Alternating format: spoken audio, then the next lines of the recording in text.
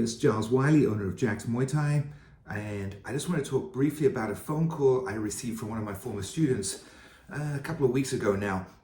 And he was phoning to get my advice. He'd been involved in a confrontation.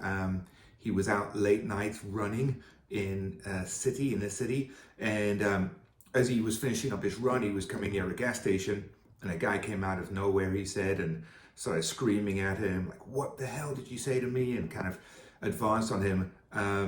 My former student, he kind of stepped back into a defensive stance, and his hands came up, and while he tried to work out what was going on, and the guy said something along the lines of, "Doesn't matter what stance you take, I'm gonna come and get you," along those lines, with expletives, obviously. Just then, a police car happened to pull up nearby, and the guy took off. So my student was asking my advice, like, did he handle the situation correctly? He was obviously a bit shook up about it. His main question is, like, where should he have planned to punch the guy? And what else should he have done? So my first response was, well, you shouldn't have planned to punch the guy. You're a runner. You're out in the open. You just run, right? You just get out of there. You avoid physical at all possible costs.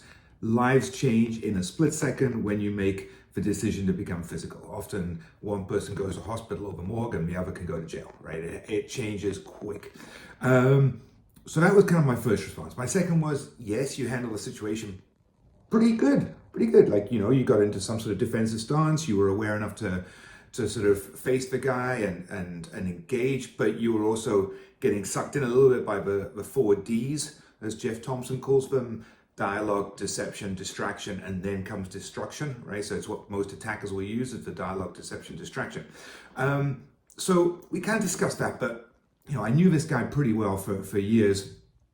And so I said to him, I was like, okay, all that's well and good, right? We could talk about, maybe you shouldn't be out running in a city late at night, things like that. But more importantly, what is it about you that attracted this violence into your life? And I couldn't ask most people that, but I could ask him. So I asked him that question. He was like, "Oh, I've been so stressed. I've been so angry and feeling violent for the last couple of years." He took a new job. He said he's been working 7 days a week, hardly gets to see his family. And this late night run is kind of like his release. I said, okay, so, you're angry. This guy came at you with anger. I was like, interesting. He goes, a weird thing happened a few weeks ago. He was at the doctor's office and he was sitting there and he wasn't wearing a mask. And an older gentleman came in wearing a mask and said, "What kind of idiot are you not wearing a mask in a doctor's office?" And my former student said he sort of swore at the guy. He said, "How dare you speak to me like that?" And I said, interesting, because this first words out of the mouth of this guy who came at you at the petrol station was, "What the hell did you say to me?" Right now, obviously, that can be the dialogue and deception that's used by potential attackers, but I was like, that's an interesting one.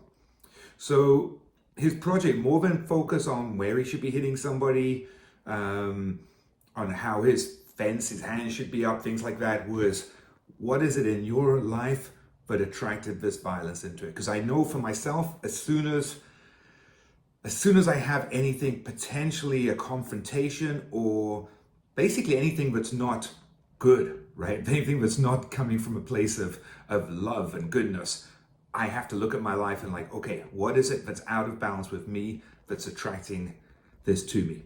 So hope you enjoyed this. It's really the unspoken part of self-defense or self-protection.